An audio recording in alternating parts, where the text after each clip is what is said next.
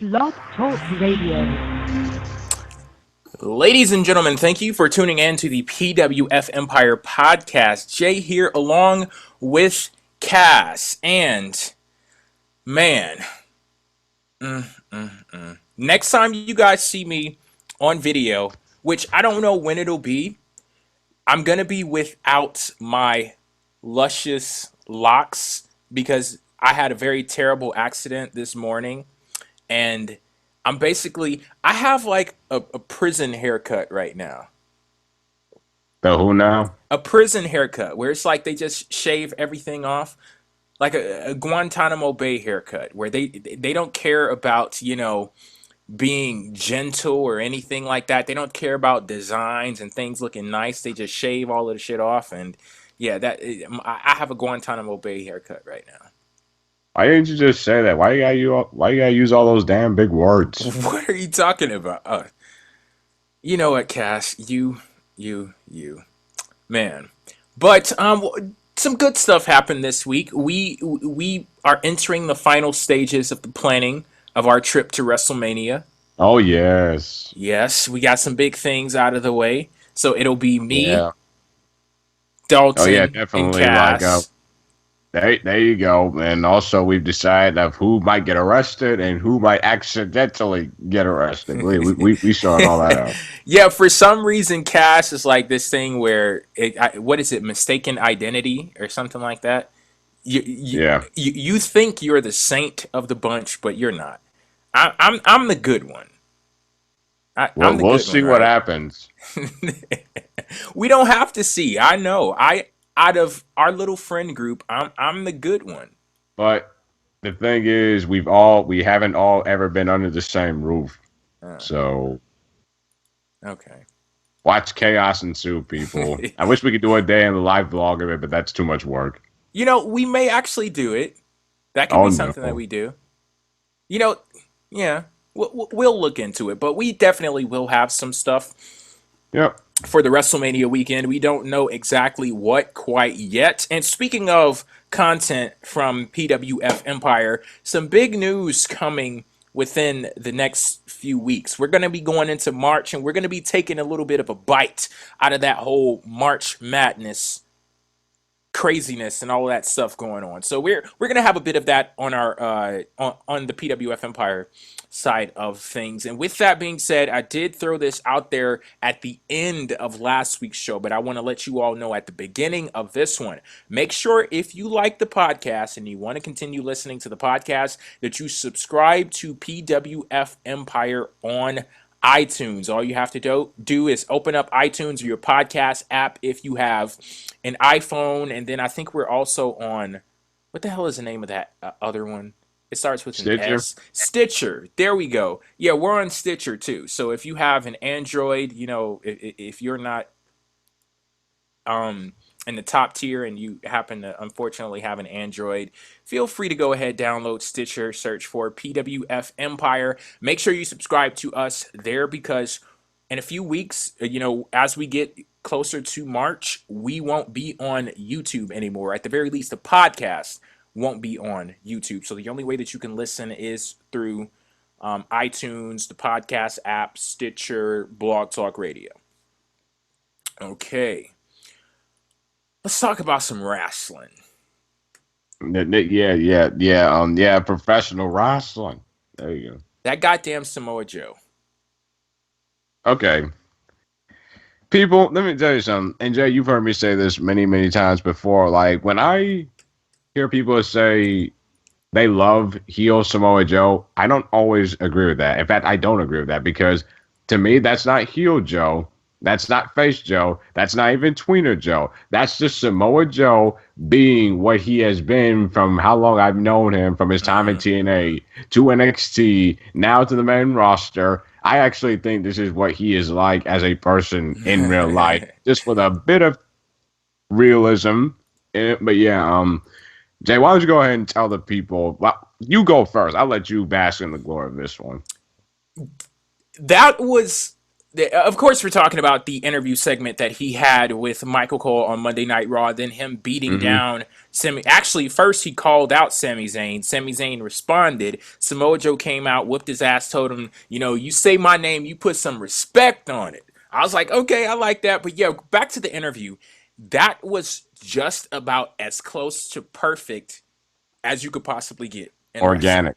Yeah, it was amazing. And I know I'm the type of person that I am not wishy-washy, but I could see how people may think that I am. For example, with Kevin Owens, you guys know that there was a point in time very recently that I was not on board with Kevin Owens at all. I had a lot of issues with the portrayal of his character on WWE TV. So I would understand maybe if some people wonder, like, Jay, what do you want out of these people? What I saw in that interview segment with Michael Cole and Samoa Joe, that is what I want. Samoa Joe seemed like this supreme badass, this monster, this very intimidating person, this very menacing Mm-hmm. individual, but at the very same time, intelligent, scary, and intelligent at the same damn time, and calculated. And he knows what his purpose is. He has a fully fleshed out character, and he breathes life into that friggin' character. That is what I want right there. I looked at that and I was like, well, man, like, is this Samoa Joe is here every week, right? Like, he's not a part-timer. What the hell is going on here? Like, why? How could they be booking this guy like this? Because I didn't think that they could book As full-timers. a Paul Levesque. I didn't think that they could book people who are there every week like they're booking Samoa Joe right now. But apparently they can. Well, they can, and it's wonderful. It's awesome. Oh yeah, well here's the thing. I think also that since Triple H looks like he's gonna be down there more frequently, so I think like he's gonna make sure that Joe gets a book right because I think he knows what he has in a superstar with the caliber of Samoa Joe to know what to do. But yeah, that sit down, I liked it because it felt organic, it felt natural. It looked like Joe had been around WWE for 18 years Yeah, and he not just fit starting in just like 18 years. amazingly. Yeah, it was like I told myself this, Samoa Joe, I want you to take this tape to Vince McMahon, have him show that footage to every single damn person in that locker room, have them sit down, and we're gonna go like opposite of education. You gotta sit here, watch it. This is promo class. You're gonna sit here, watch it, and that's how it is done. Everything from the questions, from the way that Joe presented himself. While I am me, I'll even says I'm still not big on seeing Joe in the suit because like I'm sorry, but every time I see him in that just screams just mob, like mob hitter, like a hit for the mob, and ironically that's what they're going with. I just don't usually see the character of Samoa Joe in a suit. But beside that, but either way, that interview was great. It felt organic. It was fantastic. Again, natural. And honestly, he was pretty much saying the truth. And one thing that I also loved about this is when Triple H was brought up, and Samoa Joe made it very clear that he is not Triple H's bitch. And that's There a you go. problem that has affected so many people that have been under the tutelage of Randy Triple Orton, H. Randy Orton, Shawn especially Michaels. when the dude was the friggin' champion. Randy Mhm. Orton, he just seemed like a robot that just lived up to the will of Triple H. Whatever it is that Triple H commanded, thy will be done. That's what Randy Orton seemed like when he was the friggin' top champion in WWE. And then you take Seth Rollins, the joke around there is that Triple H and Stephanie are his parents. So that automatically puts him, a few tiers lower than Triple H on the totem pole. And there was just a very great sense of immaturity that came in the way that Seth Rollins was booked. But Samoa Joe in the sit down interview, he called it out right there on the friggin' spot. I don't like how much Triple H's name has been mentioned. This isn't about Triple Realism. H. This isn't about me. Yeah, I'm the destroyer at the hand of the creator. at the hand of the creator, but I'm not his bitch. And that message was sent very clearly. And I think that that was Hmm. something that was very necessary as well, because as you talked about, you threw out a few names there. That's one of my fears when people get affiliated with the Authority and Triple H and Oh, just that whole thing, them getting hmm overshadowed. Samoa Joe, it's not going to happen to him. real quick, Draven G, thanks, man. In the chat, he's saying, did we hear about the rumors about Triple H, Joe, and Owens being a new stable? Yes, I did hear about that, Draven G, and I really do want to go in on this because I don't know if you heard about this rumor too, Jay. Like they're thinking about like adding like Owens and Samoa Joe possibly being part of this new authoritative type faction for Well, Monday Night Raw. I didn't hear about it, but I mean, we all Yeah, saw it on TV. There was a point in the show where Triple H didn't he get out of the car yeah, he got with out of the Samoa limo, Joe? and Then then backstage, he was talking to Kevin Owens, and the oh, audio wasn't on, so we don't know what was being said. But on Monday Night Raw, there were some signs that something could possibly be building up there. well, how about this? Let's transition into the other great segment that happened on Monday night with the Festival of Friendship. I mean, the turn was great. It was good. Like I liked it from the sheer fact that much like Samoa Joe's Chris Jericho, the way what he has done, everything that he was saying, he was acting like a complete babyface in that sense because he was saying on how like this is the best run that he's ever been on. Like you can actually naturally like really get where Chris Jericho is coming from. And keep in mind, Jericho's been the heel this entire time. He's Hmm. been the guy that people have always been like, man, why is this guy even with Kevin Owens? Like, what? Like he's always interfering, but yet when you really take yourself into the character's aspect and they actually bring a little bit of realism in, like with him, like having so much fun of what he was doing, you can really relate to that. And Kevin Owens, when he came out, was just like he wasn't having it anymore. And then like they look like they're all buddy buddy.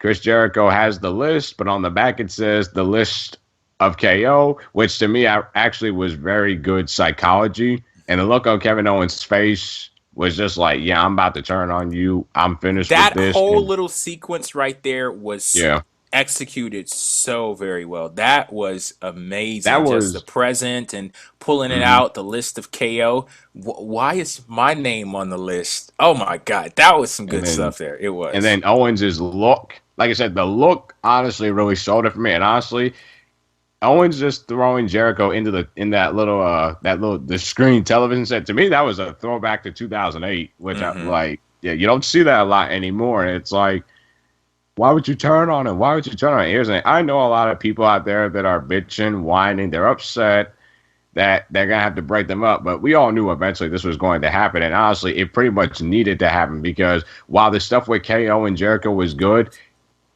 Jericho That's just kept debatable. over. Yeah, good. Well, yeah, true, but still, either way, it's just like Jericho kept overshadowing Kevin Owens any chance he got, Hmm. and like, and that's your Universal World Champion, and not to mention that Kevin Owens is gonna have a huge, literally huge obstacle in a couple of weeks when he faces Goldberg, and that's when the IWC is going to bitch like crazy and is going to explode. But yeah, and that was the time like where he needed to get serious, and when he got serious, and now and to tie this all back into the new faction with Joe led by a Triple H, I like the idea maybe because like I'm so much of an NXT mark. This is like kind of a dream scenario, Hmm. but again, it kind of goes back to what I said about Joe. Like that does not fit Joe's character because I could see a guy character like a Kevin Owens who would want to be part of an authoritative type figure because he knows how much that benefits him. But Hmm. with Samoa Joe, it just doesn't fit his character, in my opinion. Him being under the gun of somebody else when he can be where he can be controlled. And it's like he didn't do that in NXT. He wasn't controlled by William Regal. He did what he wanted when he wanted. So while I'd be fine with the faction, I mean it really wouldn't be much different from what the Authority used to be.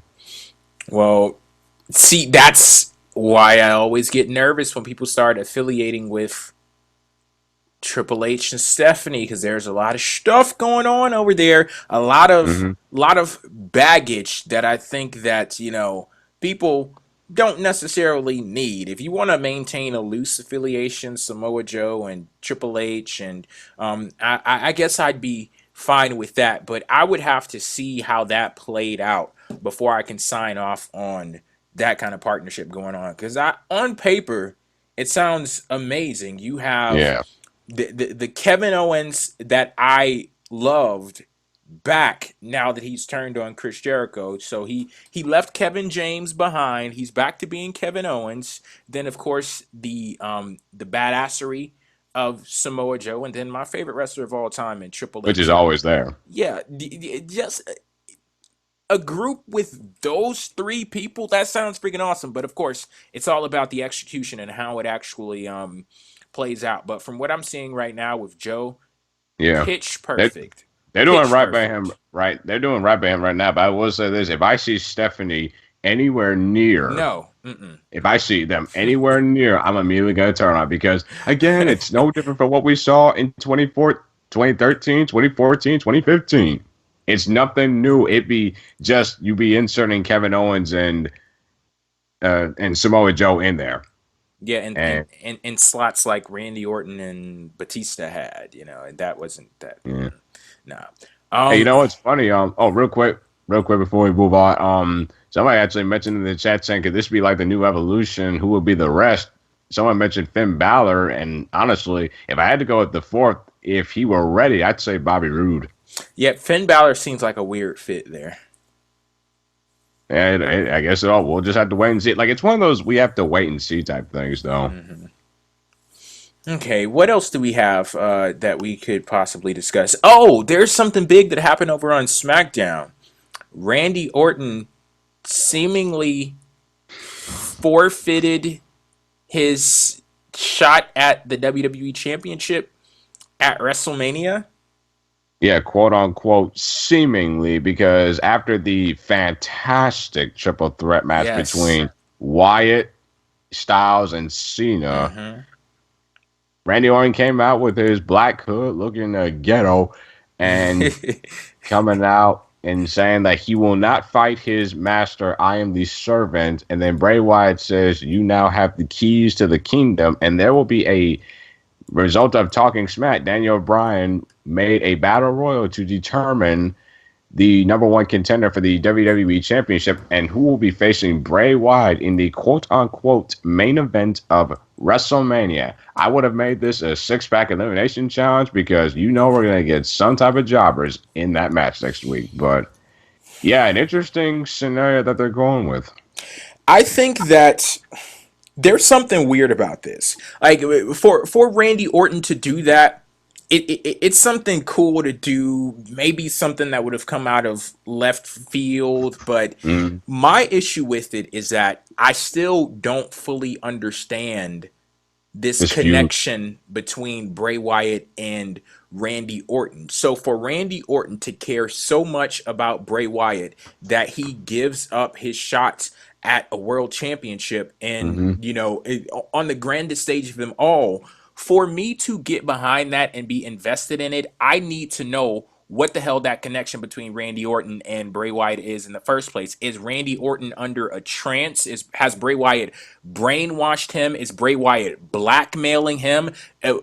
Why did Randy Orton join the Wyatt family in the first place? That question has not been fully answered. So if you that can't question beat them, join them. That's so goddamn simple, and that's just a line that you throw out there where it's like, okay, well, you can't say that we didn't give you anything at all. We gave you something. You gave us a crumb when I'm looking for a whole friggin' meal, and that meal is not there. So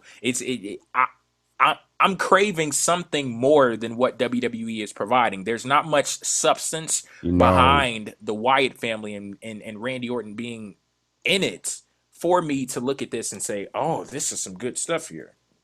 Yeah, but what's funny is just the fact that they've been building this. They haven't been building this like a month ago. Like, they've been building this literally for months since the day Orton joined in on the Wyatt family stable. Like, they really push. Remember, these were the last three. Like Harper, Wyatt, and Orton were the sole survivors for Team SmackDown at Survivor Series back in November. Then they won the SmackDown Tag Team titles that later on in December.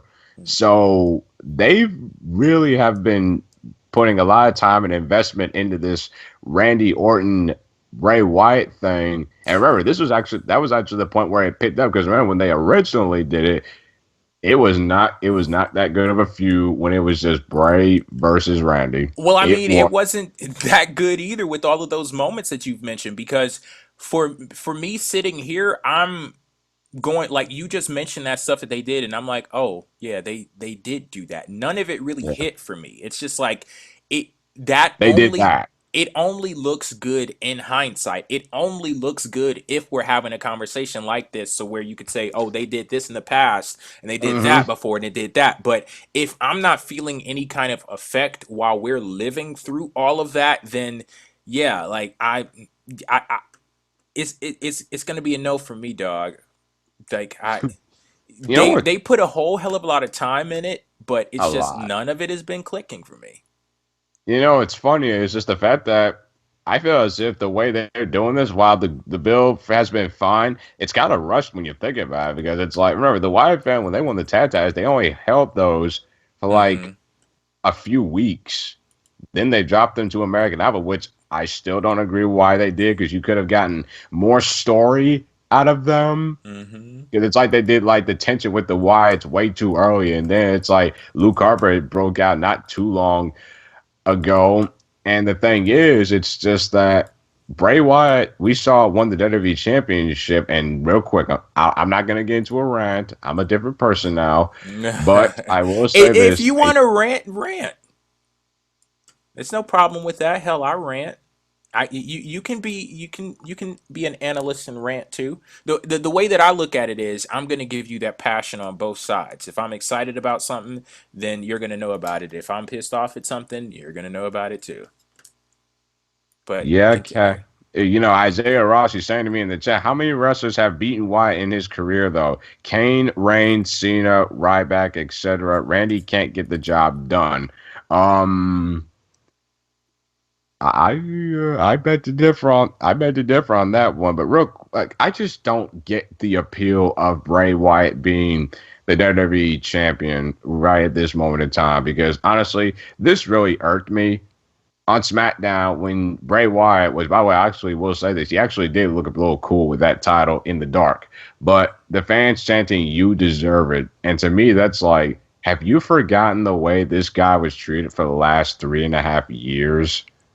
Like, WWE just demarginalized his character after the Cena feud, and it's like they put him in situations in feuds to where he never won the big matches at the big four pay-per-views until recently last year. And then when they wanted to put him in big stuff, they put him in feuds to where he had to piggyback off of people that were also trying to get over. And when he won the feud, it didn't really ultimately mean anything, because everybody beats that person. This guy has the reverse Undertaker streak, where he has not won a match yet against the likes of Cena and Orton. And then all of a sudden, it's like, why all of a sudden am I supposed to buy this hillbilly fat ass as the WWE champion when this guy's been booked like shit the last 3.5 years? And automatically you think I'm supposed to take him seriously as the WWE champion? Like, get the hell out of here. See, the thing that you don't understand, Cass, is that he cuts good promos. That don't matter. I mean, it's wonderful for people to be happy. But that's true. But here's the thing, people. I completely understand. Like, I completely understand you wanting the guy that was able to survive the booking. Like, here's the thing, I'm trying to see it from your perspective as well, guys. Like, I get why you want to give Bray Wyatt his due, because he did survive terrible booking, because how many guys really go through that process and actually still come out in some type of big atmosphere or still featured in some type of way? He did survive that, but again, that doesn't excuse the losses, the repetitiveness of Bray Wyatt's character, and they have been rehabilitating again the last week. I mean, honestly, when you pin John Cena, two straight times in 1 week, you're pretty much rehabilitated right off the back. But then you also have to take into account that the decision to have him pin John Cena was made after it was known that he was going to be WWE champion. So, yeah, it's just like, I just don't get like why people are really like glossing over the fact that they've forgotten what Wyatt has been for the last 3 years. Just because he won the title, automatically we have to take him seriously. I just don't get it. Well, it's for two reasons. One of them, you kind of touched on it when you were talking about how people, they want to see him overcome the bad booking that he's had. So I'm the type of person, I like to see characters gain momentum and work their way to the top of the card. And there are a lot of folks out there, if they see someone is being mistreated by creative, they're not going to boo that character because they're thinking about the wrestler behind the character. They're thinking about the person behind the character. And because they like the person behind the character, that's how they show support and, push them up to these moments. And also, it's just a lot of folks just want to be a part of a moment. They want to be able to say, I was in the arena and chanted, "You deserve it," at Bray Wyatt. I was in the arena and I saw Bray Wyatt win the championship, and I was a part of that. Yeah, you hear how loud the crowd was cheering? I was in that. Like a lot of that's what it is for a lot of folks. But yeah, I like Bray Wyatt too, and I wish that things would have turned out differently for him. Yeah. Or turned out. I wish that things would have gone differently in the journey to this place. Yeah, not to mention the up and down of him being in the Wyatt family and him being a cult leader. Because the Wyatt family is a huge part of him. But also, like I said, we mentioned the Battle Royal. Luke Harper, I think, is going to win that damn thing.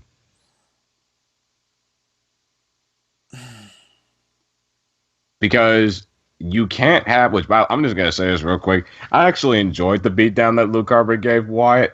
I'm not going to I was like, beat the motherfucking shit out of that fat ass. But, yeah, I was just like, beat him up. Like, and honestly, I felt happy for Harper. Like, I'm glad to see Harper's getting the face push. And yeah, I think he is going to win the Battle Royal next week. And I think it'll be a triple threat at WrestleMania. Again, I don't know what they see in this stuff that's going on with the Wyatt family, but I wish somebody would tell me. Like, let me know what the hell's going on. In ring wise, though, Jay. Oh, it's going to be fire. It is. Yeah. But as a marketing, promoting, I think Luke Harper being added to that match kind of brings down the quality and the importance of it. And it's like, in the eyes of most viewers, Luke Harper is the garbage man. And he loses every week. And it's like, he's in a match for the W. Like, seriously, Bray Wyatt feels like a September, October, November, December B-level pay-per-view champion. And get this is also accurate. He feels like a champion to where you just want to put the belt on him just so somebody else can take it off of him that's actually important later. That's what Bray Wyatt feels right now. But hey, he's the WWE champion, so can't wait to see how this plays out. But Randy Orton versus Bray Wyatt for the WWE championship, that does not sound like a WrestleMania match. But you know what that means if it is going to be a WrestleMania match. It for damn sure ain't going to be a main event or the main event. So we've been down this road. We're not going back down there. So what else do we got? Bayley winning the women's championship in the main event of Monday Night Raw. Congratulations, Bayley. And Triple H booking, Triple H 2003, 2004 booking at its finest. I won't put your asses over on the pay-per-views, but I'll put your asses over any day of the goddamn week. Or one day in particular, Monday. But look, I love Charlotte. I truly do. She has been a delight as champion. Her character, the way her just simply being a heel and doing her heel stuff in Yeah. that match was so wonderful to just sit back and watch. And it's amazing to see the journey that she's going on and the person that she has evolved into, the talent that Charlotte has evolved into. She is so great at being a heel. I'll tell you one thing though, I hated the amount of camera cuts that they did during this match. Oh, I cannot stand these camera cuts. I'm sorry, I seriously cannot. And did you notice, like, like kudos to Bayley because she is a tough woman when she is in that ring against Charlotte. Because if you're in the ring with Charlotte, yeah, I can tell you one that is going to be rough. It'll be a good match, but it will be rough. You won't go. But You won't leave out of that ring without some, nicks and bruises and some sore spots. But it's all good, or should I hope it's all good? I'll be honest with you, I did not watch it live. I actually watched it the next day because I don't want to sit and watch 3.5 hours of wrestling, even though I knew what was on the line. I knew the one we're going to main event. And I knew ultimately what was going to happen because WWE has unfortunately created this formula where they're not necessarily rebuilding the division. They're basically booking somebody to make it feel like that division is important. And here's the thing, I have no problem with Bayley. I'm fine with Bayley winning the title on Raw. It's just I really would not have done it there. Yeah, hell, we're going to WrestleMania. We were supposed to be there. You want to talk about being a part of moments? Hell, I wanted to be a part of the moment where Bayley wins her first championship. I was about to say world championship, but that wouldn't have been much of a mistake because hell, the women's championship is a top title on Raw.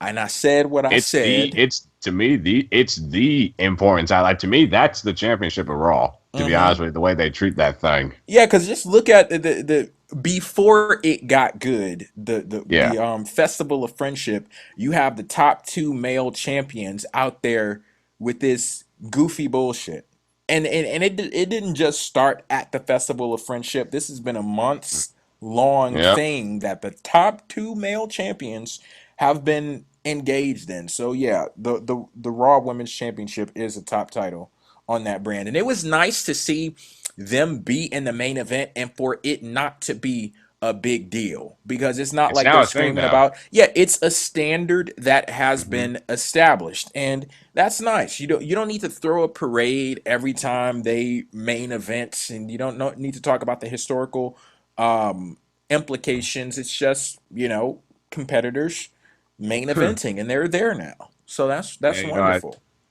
oh yeah, then Isaiah Ross is saying in the chat, Bayley versus Charlotte has happened so many times that any match they have is worth missing. That match was I not worth mean, missing at all. That oh was yeah, a damn it good wasn't match. it wasn't worth missing. Listen, I chose because I got tired because the first hour and a half of Raw was just crap. And interestingly enough, I took a friggin' nap. Like I was so beat down on Yeah. Monday. I got home and I was like, I think I went to the gym. Then I got home. I got home in time to watch Raw, but I just laid down and fell asleep. hmm I woke up during Rusev and Sami Zayn. Which was a good match. Yeah, and then afterwards, that stuff happened with Samoa Joe, and of course, I had to go back and watch the Samoa Yeah. Joe interview. Saw the stuff with Roman Reigns too, and him and Stephanie Oh kicking off the man. show. Let me ask this question. Do you believe when it comes to coordinating champions for their first time winning their championship, be it the tag team, world, or women's championship, or the cruiserweight title, do you believe it's a time and place thing, not necessarily like she's got to win it here, she's got to win it? Do you think it's a time and place thing when that happens? What do you mean? Like, Like, where are you like, coming from? like I'm thinking like when I say time and place, I'm like when the person has been built up for months and months and months, they finally do it at one of the big fours because that's the few pay-per-views that that the WWE fans really pay attention to is the WrestleMania moments, the Royal Rumble moments, Survivor Series, not so much, but SummerSlam, even too. And like winning the championship on an episode of Raw where the narrative is anybody can beat Charlotte any day of the week, but Charlotte can win on the pay-per-views. It creates that never-ending cycle. And it's like people will remember the Raw main event featuring Bayley and Charlotte with Bayley winning the title, because they're not going to remember that match if it happens at like a B pay-per-view, but they'll definitely remember it if it happens at a WrestleMania than an episode of Raw. And that's something that I actually have noticed because, and you can relate this back to the previous big feud in the women's division, Sasha Banks versus Charlotte. Those matches kind of blend together for me. Like when it comes to the matches that have happened on Raw, sometimes because it's easy to say, okay, well, yeah, I know about this match that happened at WrestleMania so and so, and I know about this match that happened at SummerSlam, but it's like, did this happen the first week of July, the second week of July, third? Like what the hell? So I guess I understand where you're coming from. I would like those moments to feel bigger, and it does create a problem when it comes to what's going on in the women's division, because now we have Fastlane coming up. So I'm sitting here going, okay, well, Bayley won the championship on Raw. Does that mean she's going to lose it at Fastlane? You know, and so... And then Bayley wins it back at Mania. Yeah, so it's like WWE... And if it does happen like that, she loses it at Fastlane, wins it back at Mania... Shit, why not just have Charlotte carry it through all the way? Because you're not going to get that big moment. Yeah, you're not going to get that big moment at, with her winning it at WrestleMania as you would have if it was her very first one. Yeah, and also the thing is, like, let's just face it, championship reigns don't really mean much today in wrestling because people don't really pay attention to that. But it's like I said, if Bayley does lose the title at Fastlane, which I think it's gonna, we know it's gonna happen, but that doesn't benefit Bayley at all. And it's funny. Remember the rumored match right now for the women's title for the Raw side of things is the Fatal 4 between Nia Jax, Charlotte, Bayley, and Sasha Banks. I honestly think that Bayley will be facing a handicap match with Sasha, Nia Jax, and Charlotte in that Fatal 4-Way, with all three of them being the heels. And I think Bayley will be the only babyface in that match. You know what I would love, though? What? I would love a singles match between the women at WrestleMania. It's been such a long time since we've had that. And I mean, last year, damn good match. Best one on the show, actually. The triple threat match. But it's just something about a singles match that, it's classic. And I want to see WWE have enough confidence in the women to just let them run in a feud where it's not anything special. It's just two competitors going head to head. And I think that we're getting close to that. Maybe we'll get it on SmackDown. I don't know. Yeah, I mean, we get it in NXT. I don't know why you can't really, on the TakeOver shows, granted, but still. And honestly, it's weird is the fact that they could do one-on-one, but the problem is they've already done the one-on-one matches that they wanted to do. Well, yeah, there you go. Yeah. Let's talk about this Emmalina thing. Do we have to? Just a tad bit, because this pissed me off to the highest level of festivity. I want my royalties off of that, just so you know. Jay, we watch NXT. We saw Emma reinvent herself. Evil Emma, yeah. Into Evil Emma, and she was awesome. Fantastic. Had a fantastic match with Asuka at NXT TakeOver London, which is the only good match on that damn show, unfortunately. But you take away, now granted she was hurt, but you take away the great aspect of Emma. You have her try to do a give it, which she clearly does not want to do. And then the reports come out later that the officials didn't feel as if she was as committed to it, so they pulled that. Then how in the world did you not wonder or think that this wasn't going to work anyway? Yeah, what was so wrong with the evil Emma to the point where they felt that they needed to change it anyway? That's the part that I don't Because get. they wanted her to be a throwback to like Sunny and Sable. And Look, I'm like, what gimmicks? out of all of the women that you have in WWE, why in the hell would Yeah. Emma be the person that you fill that slot with? Have you seen her She Instagram posts? no. You need to, trust me. Okay, well, I guess I'll check that out. But yeah, I don't understand why Emma would be the person. If I'm being completely honest, Emma would be near the bottom of the friggin' list. Maybe not, maybe somewhere in the middle. But point is, if you wanted to go with the character like that, there are many other choices that you can go with Oh, other yeah. than Emma. For example, hell, Lana, maybe. There you go. Eva Marie. You know, what is she doing? I'm sure they have some ladies down in NXT that could do that. Peyton And Royce also, and Billy Kay, get one of them to do it, and, and stop whatever the hell it is that they're doing now. and you know what's funny is the fact that they want her to be a throwback to Sable and Sunny, but keep in mind, neither one of those women could wrestle. Emma can actually wrestle. Yes, Very play to her good. strengths.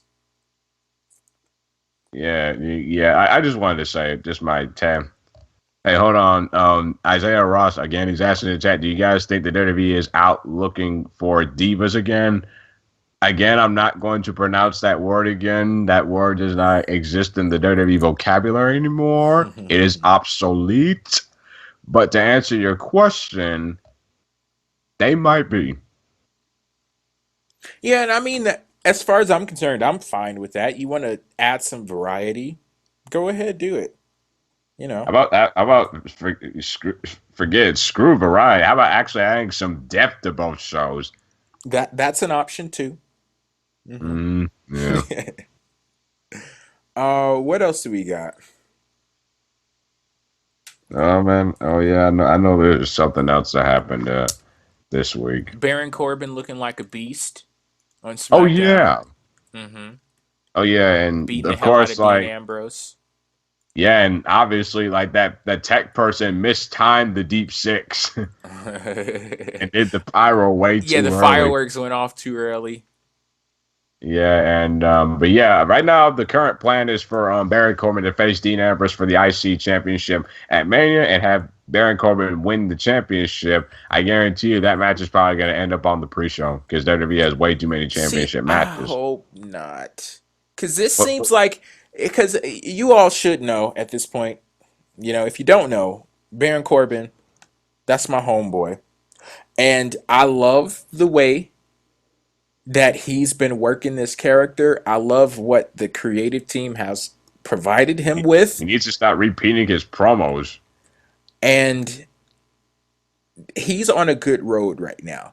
I look at this as one of those guys because you get some guys in WWE who get caught up in mid-card purgatory. For many years, Kofi Kingston was a guy and Dolph Ziggler was that guy. Those were the two guys that I would love to pick on when it comes to the mid-card purgatory because it's like they're just stuck in that. They had good matches though.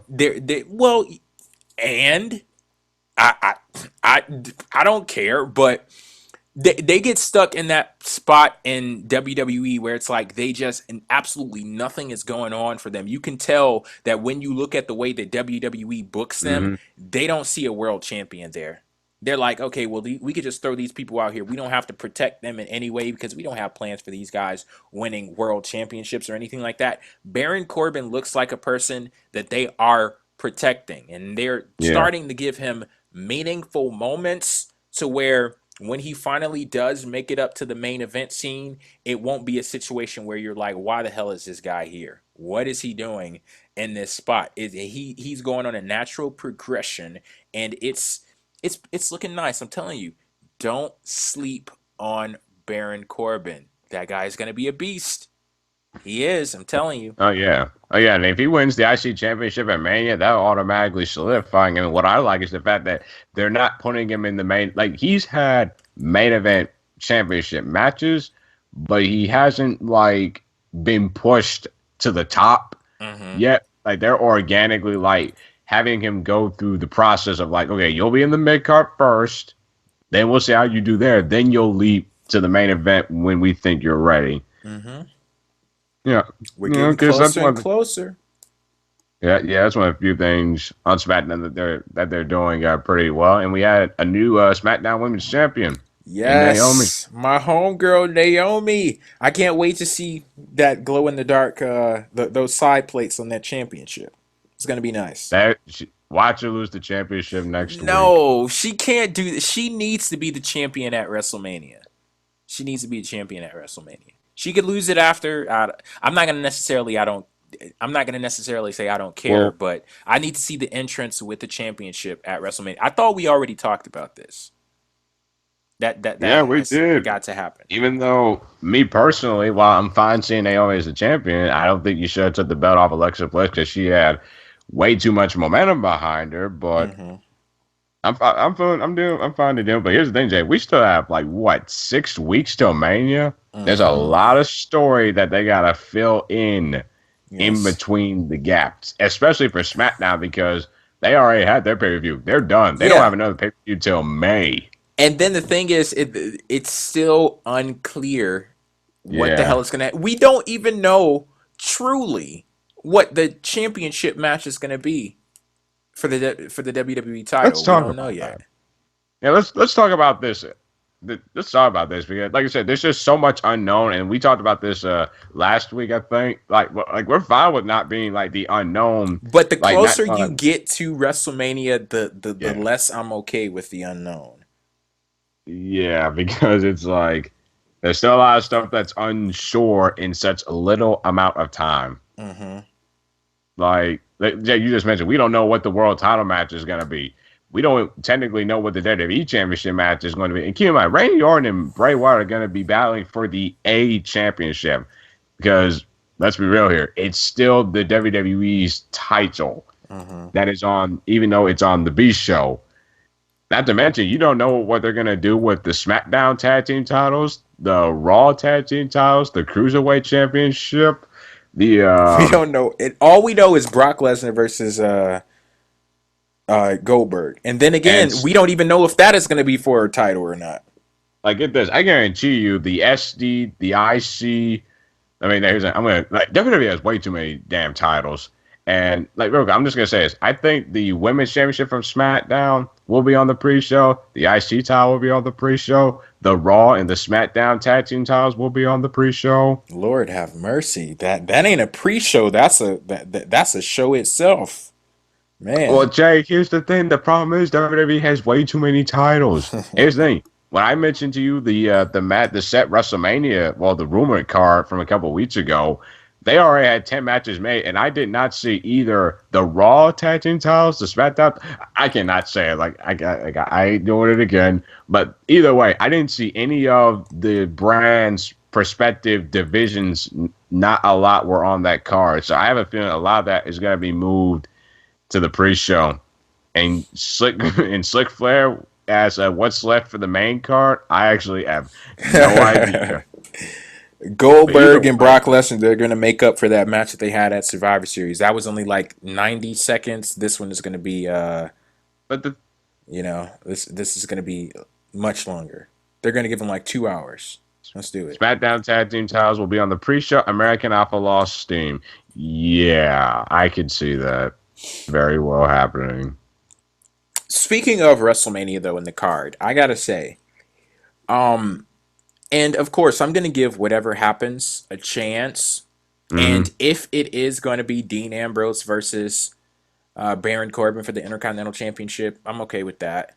Whatever happens with the WWE Championship, we'll see. But I have a bit of an issue with it looking like The Miz is not going to be involved with the Intercontinental Championship, and AJ Styles is not going to be involved with the world title. Oh, Because for but we got good news. WWE to drastically just alter course, snatch the title away from AJ, snatch the title away from The Miz, and not to downplay who And AJ Cena. Styles is, not to downplay who he is, but it's, as far as I'm concerned, The Miz is the fucking Intercontinental Championship. How could you do everything with The Miz that you have done over this last year with him in that title and him not hold it, or at the very least be competing for the title on the biggest show? I don't get it. Why'd you take it off him to begin with? Apparently, since they obviously dropped the whole Dean Ambrose Miz thing for some, Yeah. apparently they dropped that. I don't know why they did that.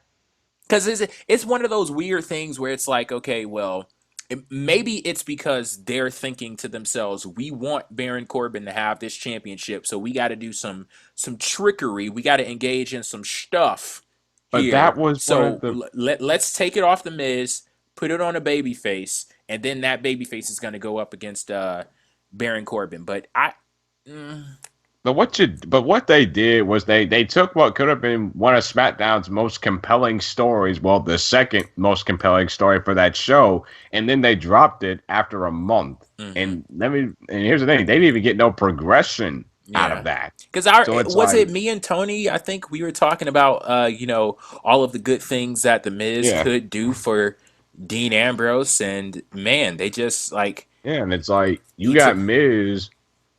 Which I honestly don't think this is the best way to use Miz and Cena, for that matter. John Cena and Nikki Bella taking on Miz and Maryse. All four people I really like. Yeah. That match, I don't. Because here's the thing, like, a lot of people were joking, like, the reason why they were going to do it is because John Cena's going to propose to Nikki Bella, and also because this might be Nikki Bella's last match. Well, supposedly, because we know that she's going to be taking some time off after WrestleMania. John Cena is too. So, but what does this do long term? Oh, wait a minute. We could possibly get a proposal. I didn't think about that. I'm down for it now. I'm sold. Slick Flair says he thinks that Cena and Nikki has to put Miz and Maryse over. Good luck with that happening. No, Cena and Nikki win. Then the Miz and Maryse, they go to the back. Cena proposes to Nikki in the middle of the ring.